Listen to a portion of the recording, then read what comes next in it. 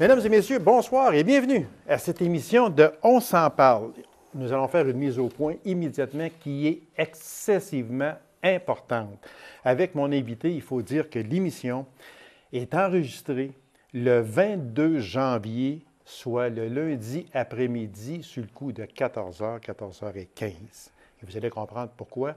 Parce que lorsque l'émission va passer le 7 février, il peut se passer tellement de choses entre l'enregistrement de cette émission et la diffusion de cette émission. Alors, je répète, l'émission est enregistrée le lundi, le 22 janvier 2018, sur le coup de 14h, 14h15. Voilà. En est-il à sa dernière année comme député d'Abitibi-Ouest? Va-t-il suivre la vague? J'aime pas le mot d'émission, c'est simplement que les gens ne reviendront pas sur les rangs lors de la prochaine émission. Tout ça, élection, pardon. Alors, tout ça a commencé le 16 janvier dernier avec Mme Léger, etc. Nous allons en parler plus en profondeur avec mon invité. Et nous dit-on également que d'autres députés sont en réflexion, autant au Parti québécois qu'au Parti libéral également. Alors, mesdames et messieurs, le député du Parti québécois en Abitibi-Ouest, vice-président de l'Assemblée nationale, M. François Gendron. Monsieur Gendron, bonsoir. Bonsoir, M. Lacasse. Bon après-midi. Bon après-midi, exactement. Dire aux gens qu'on enregistre l'après-midi. Voilà. Et c'était important aussi de faire tout à fait. cette mise au point-là, parce que vous savez, comme moi, vous avez les pieds dedans, vous savez. Toujours les pieds dedans. Vous savez très bien, comme moi, que entre l'enregistrement de cette émission et la diffusion de cette émission, il peut se passer tellement de choses. Et il va s'en passer aussi. Je le vois avec son petit air là. Ah, c'est mon petit air. C'est vrai. Alors, moi, je ne triche pas, c'est vrai, point. On ne peut pas faire une émission avec le doyen de l'Assemblée nationale, 42 ans, de service, sans lui poser la question, M. Gendron, après Nicole Léger, Agnès Maltais, Alexandre Cloutier. Votre nom circule allègrement avec quelques autres, dont Claude Cousineau, Nicolas Marceau. Vous êtes en réflexion. Est-ce que votre réflexion, elle est terminée? Est-ce que votre décision, elle est prise? Je ne lui demanderai pas de l'annoncer ici parce que c'est sûr qu'un jour, il va annoncer sa décision de revenir ou pas. Mais est-ce que votre période de réflexion, au moment où l'on se parle aujourd'hui, elle est terminée? Réponse oui. Voilà. Alors, merci, mesdames et messieurs, d'avoir aidé. Non, regardez. Oui, je sais. Vous connaissez, moi, j'aime pas patiner longtemps. La décision, elle est prise, mais il me semble qu'il est légitime, qu'il m'appartient de la rendre publique au moment où je le déciderai. Oui, ça, c'est tout à fait légal. Devant qui? On ne peut pas avoir mis 42 ans de sa vie là-dedans. On va travailler énormément pour la communauté abitibienne, mes électeurs, mon comté, et ne pas tenir compte de cette réalité-là. Alors, et je l'ai déjà dit, je suis tanné que les pollueurs d'ondes tentent toujours de faire l'agenda politique à notre place. Et je le dis comme je le pense, ça m'appartient. Oui, ah oui, on a besoin de ces gens-là. Oui. Je ne suis pas fou, là. Est-ce que j'ai beaucoup d'estime pour les informateurs? Oui, mais pas quand ils décident de toujours faire l'agenda politique à notre place. Okay. Le député de l'Abitibi-Ouest, c'est celui qui vous parle, à tort ou à raison. Il est investi de la confiance des électeurs. Il lui appartient. Et votre question est franche. La réponse, elle l'est. Ma décision, elle est prise. Elle sera communiquée lorsque je le déciderai. Et c'est prochainement. Et c'est aussi, et je le maintiens également, c'est votre décision et vous avez le libre choix du temps et de l'endroit pour le dire. Et je respecte ça à 150 %, monsieur. Quand sur le fond des choses, par exemple, oui. J'ai aimé deux affaires que vous venez de dire. Vous dites, j'aime pas bien l'expression d'émission, j'espère. Il n'y a aucune démission là-dedans. Non, absolument pas. Ce qui se passe, c'est ce qui s'est toujours passé. La différence, il faudrait que les gens regardent, c'est la première fois que c'est une élection à date fixe. Voilà, exactement. Quand il y a une élection à date fixe, c'est légitime. Quand on a un peu ce que j'appelle de respect pour le parti pour lequel on a milité, il va y avoir trois affaires. Il y a des gens qui vont quitter comme toujours. Oui. Il y a des gens qui vont revenir parce qu'il n'y a aucune élection que je n'ai pas vu des gens qui sont revenus faire un autre mandat. Voilà. Ça doit arriver, ça, en politique. Oui, exactement. Chez tous les partis politiques. Ça va arriver pour le 1er octobre prochain aussi. C'est clair. Oui. Puis troisièmement, il y a de la nouveauté, puis il y a de la relève, parce que ça prend de la nouveauté. Écoutez, on est 29. Il y a 125 circonscriptions. Voilà. J'espère que ça vous tente de temps en temps de dire qu'il y a de la marge en étoile pour faire du recrutement. Il y en a beaucoup, exactement. Puis ça va être vrai chez nous, ce que je raconte, puis ça va être vrai chez les libéraux. Moi, je sais déjà, les libéraux, j'ai des noms, je pourrais vous faire une liste, là. Oui, Ça va être plus longue que la nôtre. Donc, ce qui était Oui. vicié dans le discours, là, On peut parler de M. Chaillon, on peut parler de M. Fournier. Ah. Mais On moi, peut j'en en suis mettre. plus sur le vocabulaire hécatombe au PQ. Il n'y a aucune hécatombe. Non, absolument pas. Crise au leadership, aucune crise de leadership. Et là, vous allez aborder concrètement. Mme Maltais l'avait dit, ça doit faire 5 fois qu'elle Oui. dit ça. Et Mme Léger, oui. Fatigué, je suis tout seul à Québec, je travaille à mort. La relève est prête. Moi, je ne veux pas y aller à la prochaine. Et ça n'a rien à voir à dire, oui, mais si les sondages étaient bons, moi, je suis sûr que je la connais comme il faut, là, elle aurait pris la même décision. Pour des raisons personnelles. Même chose, Mme Léger. Mme Léger, Mme Léger, elle est, bon, on sait, elle a fait un 22 ans, cancer de la langue. cancer de la langue. Mme Maltais, vous en avez parlé. M. Cloutier. Puis Ça, c'est la surprise. Oui, parce que c'est exactement, c'est ma prochaine question, mais je veux juste aussi finir cette mise au point-là. Ces personnes-là ne démissionnent pas. Ces personnes-là ne se représenteront pas À la pour prochaine le élection. 1er octobre 2018, tout simplement. Voilà. Ça, c'est les faits. Et c'est très légitime et c'est très légal également. J'en reviens à M. Cloutier, justement, celui qui a vraiment le plus surpris. C'est sans contredit, M. Cloutier. M. Cloutier qui a été défait dans 2 courses au leadership.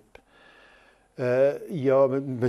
Pellado qui a été élu avant lui. En avant de lui, il y a également M.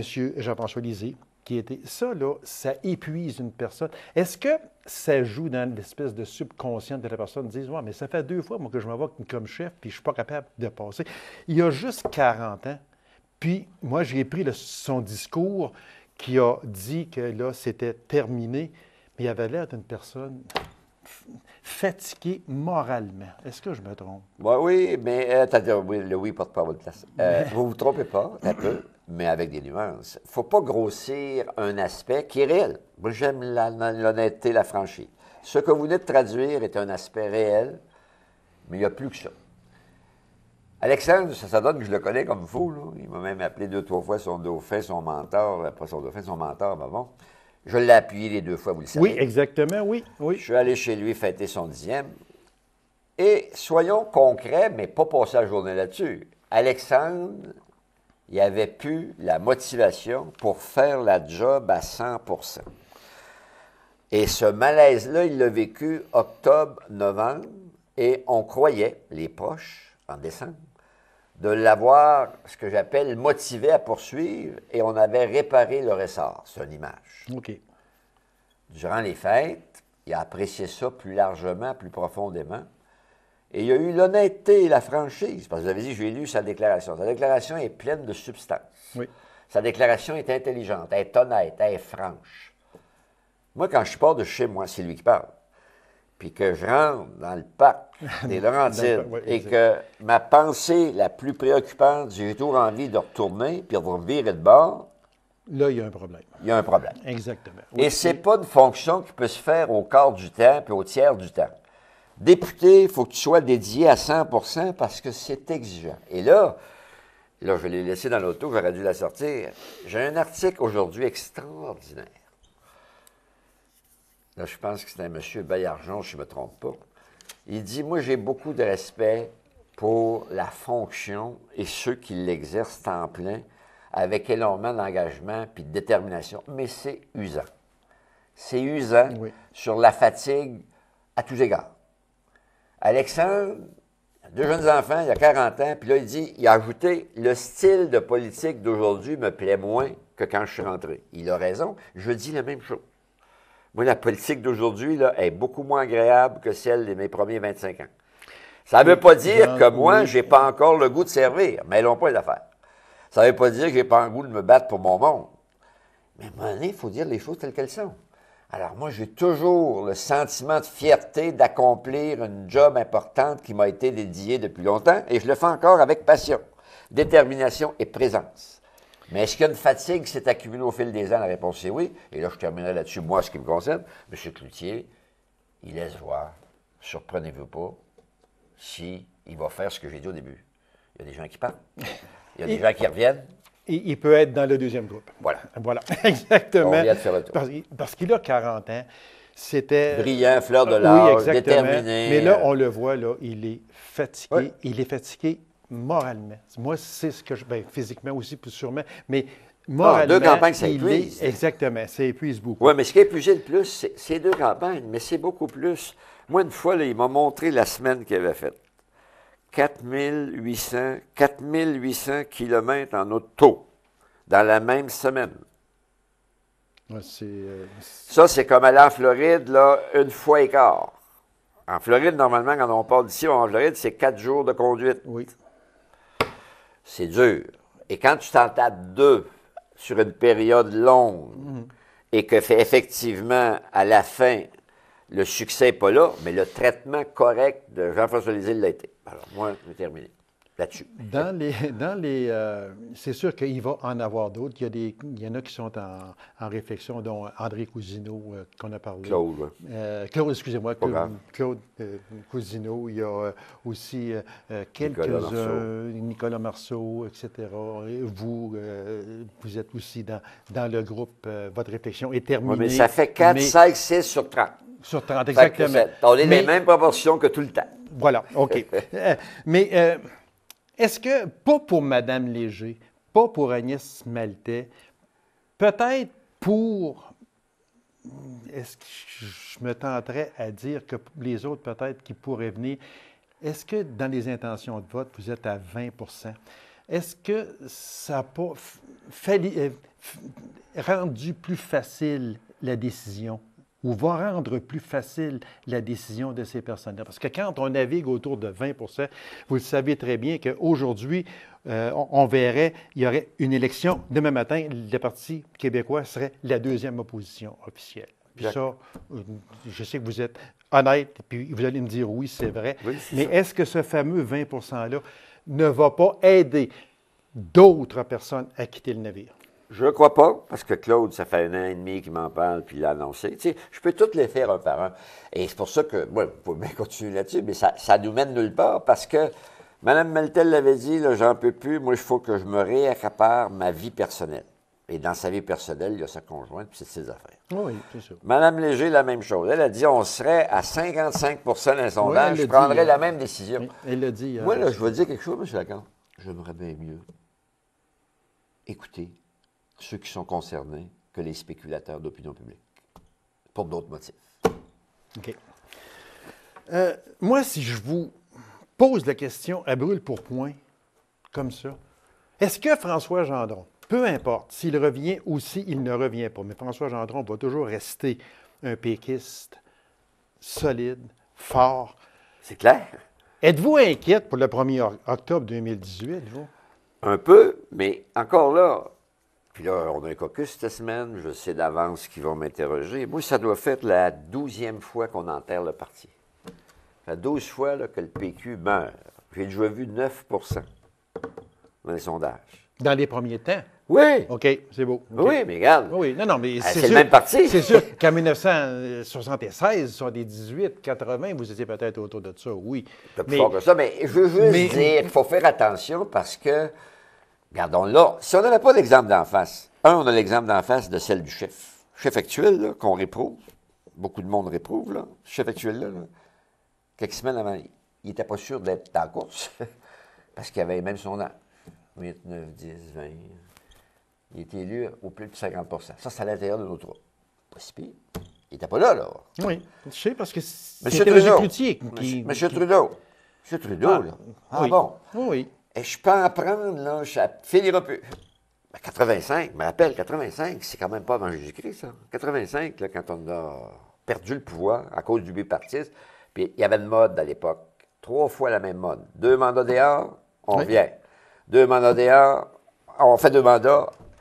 Il y a tout ça de réalité politique et vous l'avez dit au début de votre émission, entre ce qui se passe aujourd'hui et ce qui se peut passer dans 2 semaines. Le plus bel exemple, on vient de le traiter longuement. Oui. Il s'appelle Cloutier. Oui. Moi, j'étais sûr qu'Alexandre s'était réglé puis il poursuivait. Il va poursuivre son mandat. Oui. Mais pour l'instant, il va Jusqu'au avoir 30 une pause, de septembre, il va avoir à minuit. une pause santé. Donc, la politique, il y a toutes sortes d'aléas. Je regarde, par exemple, ce que j'ai entendu tantôt de M. Legault. Ce que M. Legault... Puis, j'ai du respect pour la CAQ. Les gens disent, arrêtez de déblatérer. Je déblatère pas, mais c'est pas crédible ce qu'ils ont mis sur la table sur le plan des maternelles 4 ans. Les écoles sont pas prêtes à recevoir, il n'y a pas de place. La preuve, regardez ce qu'on vient d'annoncer, là. Puis pourtant, ce qu'on vient d'annoncer, là, aujourd'hui, ça, on devrait en parler de l'actualité, là. Investissement historique. Pourquoi qu'on pense que c'est un investissement historique? Parce qu'ils ont traîné, là, on va le faire. Ah oui, je l'ai. Parce qu'ils ont traîné les savates pendant... Ça fait 15 ans qu'ils sont au pouvoir, là. Oui. Des dépenses importantes en IMO, il n'a pas eu. Première affaire. Deuxième affaire, faire à croire au monde qu'une dépense d'investissement, tu ne peux pas faire. Si l'équilibre du budget n'est pas en équilibre sur le compte courant, tu ne peux pas faire d'un investissement. What's that? Qu'est-ce que c'est ça? J'ai jamais vu ça dans aucun gouvernement dans le monde. Tous les gouvernements dans le monde font des dépenses d'IMO, même si le compte courant n'est pas en équilibre. Oui. Moi, je ne peux pas mordre des affaires de même. Il sera bien plus pédagogique, au nom de ce que j'appelle de la démocratie, de traiter d'affaires de même pour éduquer le monde, plutôt que passer notre temps à dire, écoutez, vous êtes à 19, vous êtes à 21, ben oui, ça m'est arrivé plusieurs fois, puis ça ne s'est pas conclu de même, parce que couple de semaines en politique, ça peut être une éternité. Voilà. Alors, ça va dépendre de l'équipe, le groupe, les engagements, mais il faut y lire, il faut y regarder. Là, il n'y a plus de ça. On regarde plus ça pendant tout. Mais ce sera quoi la stratégie du chef Jean-François Lisée pour rallier ses troupes puis aller chercher des gros noms pour le 1er octobre 2018? Là, quand on vague à 19, 20, 21, 22 là, aller chercher des gros noms, là, c'est difficile à ce moment-là. Pensez-vous qu'on ne sait pas? Mais moi, je connais des gros noms, là. Ah, il y en a. Il y en a. T'as peu de là, ça, j'ai pas fait ma phrase. Oui, allez-y. Ça a fait de la merde. Particulièrement dans l'équipe libérale. La grosse équipe d'économique, je me rappelle. Oui. Vallerand, Gobeil, McDonald, ils étaient 5. Ils ont fait un mandat, ils ont tous sacré le camp, ils ont dit non, la politique, c'est pas pour moi, parce que moi, elle est niaisée dans les clubs de l'âge d'or, là, oublie ça, là. Et là, je le fais par exprès, parce que moi, je trouve pas que c'est de la niaiser de s'occuper de son monde et les accompagner. Absolument pas. Mais pour eux autres, c'était la conception de la politique moderne. Donc, faites attention. Moi, je veux pas tant de gros noms que ça. Je regrette, là. Ça, c'est les médias, là. Puis on tombe tous à la même place, là. C'est les médias qui disent « Hey, vos vedettes sont où? » Qu'est-ce qu'ils ont fait avec Mme Leclerc? La connais personnellement, là. C'est une personnalité artistique d'envergure. Première chose qu'ils ont dit, « Oh, c'est parce que vous êtes la fille. » C'est parce que vous parlez de la fille de Félix Leclerc. Ça n'a rien à voir, elle a 56 ans. Puis c'est elle qui est une candidate d'envergure. Oui. Et elle a des... Puis elle veut, puis elle est déterminée, puis elle dit, moi, là, je vois pas un bateau qui coule, je vois une roue qui tourne. Elle est obligée d'éduquer la presse. Imaginez, c'est une nouvelle candidate, peut être obligée de donner des cours pour instruire le monde comme du monde. Une dernière question sur ça, M. Gendron, parce qu'on va passer à autre chose aussi. Mais est-ce que je ne mettrais pas avec Jean-François Lisée? Je vais enlever le mot, le nom de Jean-François Lisée, mais je vais dire, est-ce que le bateau de la souveraineté s'éloigne du port? Non, parce que quand le PQ... Parce que M. Lisée a dit pas avant 2022. Non, ça c'est correct. Non, c'est parce que c'est pas ça. M. Lisée, il a dit pas avant 2022 parce que les gens ont ce que j'appelle, comment on dit ça, là, crucifié le plus grand outil démocratique dans le monde qui s'appelle un référendum. Tu prononces le mot référendum, ah ben moi, je parlais pas de ça, j'en veux pas de ta souveraineté. Moi, je parlais pas de souveraineté pourtant, je parlais de l'outil. Mais quand c'est rendu qu'on a perdu de vue l'objectif parce qu'on le mêle avec l'outil, hey, monsieur Lacasse, il y a du travail à faire plus intelligent que ça. Donc, puis c'est pas vrai que la souveraineté recule, parce que la souveraineté avec Québec solidaire qui dit qu'il est souverain autant que nous autres, avec le Parti vert, avec ON, avec le PQ, avec d'autres petits partis marginaux, t'additionnes tout ça, là, pour être toujours à 35, 36, 35, on baisse des fois un peu, puis le PQ t'as 20. Ah bon? Alors, bon, le problème, c'est pas la souveraineté. Monsieur Gendron, on commence à parler de la venue possible de Jean-Martin Hassert. Jean-Martin Hassert qui a fondé Option nationale, puis il est parti, bon, de quoi. Là, apparemment, il pourrait revenir. Est-ce que vous voyez d'un bon œil la venue de Jean-Martin Hassert au Parti québécois? Mais moi, ce que je vois, c'est d'en parler, surtout s'il décide de revenir, plutôt que d'en parler avant. je ne vois pas d'un bon oeil de passer notre temps à parler de Jean-Marc Tanguay. S'il veut venir, c'est un gars d'envergure. C'est un gars qui a une tête très, très solide en économie. Puis c'est un gars qui veut faire de la politique. Puis il laisse voir qu'il veut affaire avec nous, un parti social-démocrate. C'est juste ça, la bonne nouvelle. Alors, moi, je l'accueillerai à bras ouverts, mais il lui appartient de décider qu'à quel moment il va vouloir en faire concrètement, physiquement. Et là, il a laissé voir que s'il va en faire, c'est surtout avec nous autres plutôt que d'autres. Ça me plaît. Monsieur Gendron, on va aller dans les dossiers régionaux. On va délaisser votre peut-être départ ou votre... On aura le temps d'en parler. Que vous restez ou non, mais on vous laisse le choix. C'est oui, bientôt c'est la sûr, décision. Mais bientôt la décision. De la rendre publique. De la rendre publique, parce qu'elle est prise, votre décision. Pénurie de main-d'œuvre dans les dossiers régionaux. Ça, c'est un problème criant. Vous avez raison. Regardez, là, j'ai amené ça. Là. Fermeture de Maurice-Poutine à Val-d'Or. Ben, c'est pas grave, ça. Oui, c'est pour illustrer que quand tu es rendu que tu fermes dans un produit de service qui est la restauration, ça veut dire que le problème est grave. Oui, très grave. Oui. Vous n'avez pas d'idée comment qu'on rate du développement économique qui, en passant, est relativement bon en Abitibi-Témiscamingue, parce que, je répète, il faut toujours être franc et honnête avec les faits. Mais ça aurait été urgent, depuis au moins 1 an et demi, 2 ans, d'avoir ce qu'on appelle des mesures spécifiques, avec un plan urgent pour aller plus rapidement dans le recrutement de main-d'œuvre disponible à tous les demandeurs d'ouvrage. Parce que la demande est là. Nous embauchons, mais je n'ai jamais vu autant d'embauchons en Abitibi. Oui, c'est sûr. On ouvre un journal, puis pleine page. À pleine page. Puis c'est pour ça qu'il Donc, un gouvernement responsable, ça fait longtemps qu'il aurait dû mettre un accent plus spécifique sur le fait que l'Abitibi est en développement et en croissance. Donc, ça prendrait des mesures plus spécifiques. Et j'ai pas vu de ce gouvernement-là ce que j'appelle un vecteur très, très focusé sur notre réalité urgente d'avoir plus d'accompagnement en publicité, en déplacement. Ces entreprises qui le font, puis ils se promènent partout. J'étais sur l'avion, je pourrais raconter un paquet d'affaires avec des gens qui arrivaient de l'étranger, puis avaient fait 4 pays différents, puis on dit, ça fait 3 semaines qu'on est en recrutement de main-d'œuvre à l'étranger, mais c'est lent, c'est long, et il y aurait mieux, il y aurait sûrement, s'il y avait un plan d'urgence, comme on a eu un plan de sortir du verglas, un focus là, urgent pour l'Abitibi. Là, on vient d'annoncer en grande pompe, on va arranger les écoles. Oui, on va changer la brique, puis les fenêtres, puis l'isolation. Là, ça presse parce qu'il faut aller aux appels d'offres en 2018. Oui. Je ne veux pas être méchant, mais probablement qu'on veut tout préparer ça avant le 1er octobre. Probablement. C'est pas être méchant, c'est d'avoir les yeux ouverts, c'est pas pareil. Mais ça, quand on regarde, c'est sûr que c'est le gouvernement au pouvoir, c'est le gouvernement en place, c'est le gouvernement qui nous a demandé de serrer la ceinture, que là, on n'a plus de trous en tout, là. Puis là, tout d'un coup, là, on ouvre les valves. On ouvre les valves. Puis quand on leur dit, oui, mais c'est parce que les élections s'en viennent, ça les fâche. Ça les fâche parce que c'est pas ça. Ben, parce que les écoles, on les a laissés carrément aller, là. Vous avez raison. Et vous connaissez M. Barrette? Oui. Vous connaissez M. Dans sa fonction, il est président de la commission scolaire. Voilà. Aujourd'hui, tantôt, exactement, si vous l'avez entendu, écoutez ce qu'il a dit.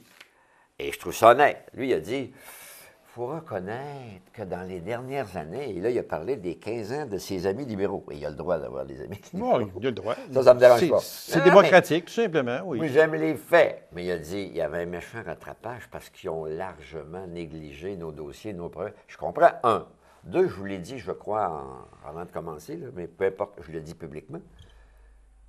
Les prémices sont toujours fausses pour justifier ce qu'ils ne veulent pas qu'on dise d'eux.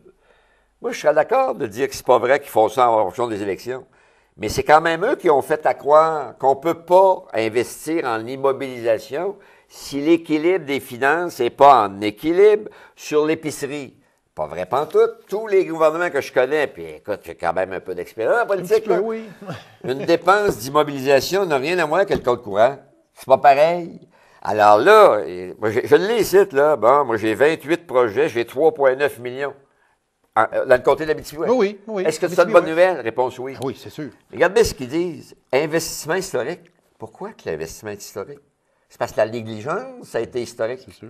C'est parce que le rattrapage est historique. Parce que là, ça presse. On va mettre 740 millions là-dedans. C'est parce que la négligence est historique. Puis c'est parce que ces gens-là veulent faire semblant. Nous autres, on est tellement bons gestionnaires, on a coupé le double de ce qu'on avait besoin pour l'équilibre. Là, ça nous permet d'acheter la prochaine élection. C'est pas compliqué. Moi, c'est moi qui le dis, là. Puis je le dirais n'importe quel. Laissez-vous pas prendre. C'est le même gouvernement. Parce qu'il y a quelques années passées, pour les fameux gicleurs dans les, dans les il n'était pas foyers, question de financer ça. moi, là, je connais personnellement une personne qui a une maison, OK, puis qu'il pleurait parce qu'il dit « Gabi, il m'a été obligé de fermer. J'ai pas les moyens. Je peux pas faire ça. Ça coûte trop cher. » Puis, là, tout d'un coup, là, pouf, Là, on rouvre les vannes, puis on regarde, ça va être financé à 100 l'autre, au lieu de 40 à 80 puis bon, etc., etc. Tu as complètement raison. C'est décourageant.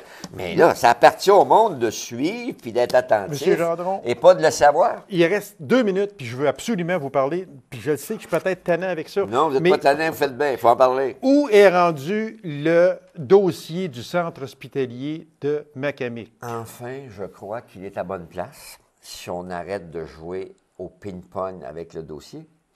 L'information que j'ai comme député qui suit ces dossiers, c'est qu'on serait revenu à ce que j'ai venu défendre ici à 2 reprises, la logique de construire à côté, plutôt que de refaire ce qui n'a pas d'allure, les sortir, les rentrer dans la vieille bâtisse. Et là, on rencontre l'objectif du PFT fixé. Là, pour mêler le monde, ça veut dire on rencontre la somme d'argent qui était prévue si on fait de nouvelles constructions. On va faire quoi avec ce qui est déjà existant aujourd'hui? On ferme ça? Non, on ne ferme pas ça. Non, mais on ne fait pas ce qu'on appelle toute la réingénierie OK. d'un vieux bâtiment où ça coûterait une fortune de faire des chambres pour respecter la norme, l'intimité, toute la notion normale. Qu'en 2018, il faut avoir des comportements respectueux pour ces gens-là. Fait que ça veut dire, M. Gendron, qu'en principe, on devrait construire à côté. Oui, et on reviendrait exactement où l'ancien DG m'avait dit, ce dossier-là, il se fait en 2017. On aura perdu 1 an de tatouinage pour être capable de l'annoncer à proximité. Avant le 1er octobre. OK. Pas faux. M. Gendron. Mais moi, ce dossier-là, moi, à date, là, comme député, là, je peux dire que le job est fait, le dossier est réglé depuis fort longtemps, mais on a pris 1 an de tatouinage pour revenir en même case où il était. M. Gendron, merci infiniment. On va suivre votre décision. Et là, on verra en émission spéciale, vous annoncez. Ça va me faire excessivement plaisir. C'est toujours un plaisir que de vous recevoir, M. Gendron. Merci moi également, infiniment. parce que j'aime bien ça échanger avec mes commettants. Merci beaucoup. Moi, vous le savez, j'aime votre franchise toujours habituelle. Merci, M. Gendron. On va attendre votre décision et après, bien là, on vous réinvitera après. Oui, parce que je vais être en fonction jusque moi à la fin d'octobre. Comme vice-président de l'Assemblée nationale, je suis obligé de rester là. OK. Indépendamment, mais ça, c'est pour le vrai, c'est la loi. Bon. Indépendamment, je suis pas... Si, je ne suis pas candidat. Merci beaucoup, M. Gendron. À la prochaine. Mesdames et messieurs, merci d'avoir été là. Je donne rendez-vous pour une prochaine émission de On s'en parle. Il y a plaisir. Merci beaucoup. Au revoir, mesdames et messieurs.